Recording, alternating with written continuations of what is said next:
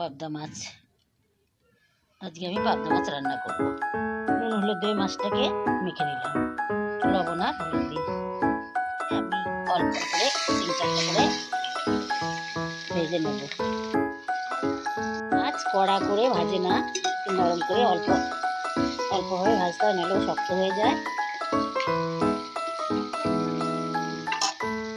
মাছগুলো ভাজা হয়ে গেছে, হালকাভাবে ভেজে নিলাম।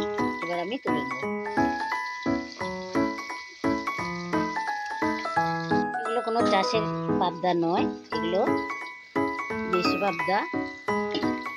এগুলো খেতে খুব ভালো, আর যেগুলো চাষ করে ওগুলো আরো কালো, আরো বড় হয়। পাবদা মাছের জন্য আমি আগে আলুটাকে ভেজে নিচ্ছি। পেঁয়াজ কুচি,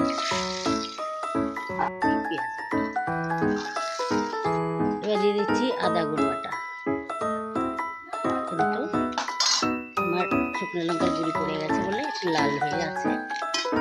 জিরে গুঁড়, জিরে আর লঙ্কার গুঁড়ি আমি মশলাটা হয়ে গেছে, জল ঢেলে দিলাম। পরিমাণ মতো লবণটা দিয়ে দিচ্ছি। এবার আমি দিয়ে দিচ্ছি আলু। এবার আমি মাছটাকে দিয়ে দিচ্ছি। দেখো মাছ ভাজা হয়ে গেছে,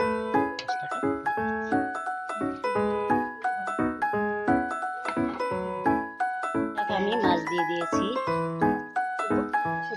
কাঁচা লঙ্কা।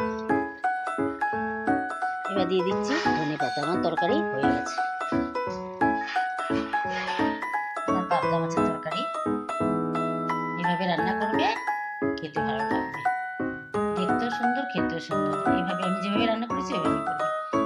পাবদা মাছ রান্না করতে কোনো টাইট করে ভাজবে না। আর যদি ভাজা খেতে ইচ্ছে করে সেটা তোমার ব্যাপার, কিন্তু ঝোলে যখন রান্না করবে তখন একদম হালকাভাবে ভাজবে, তাহলে মাছটা তুমি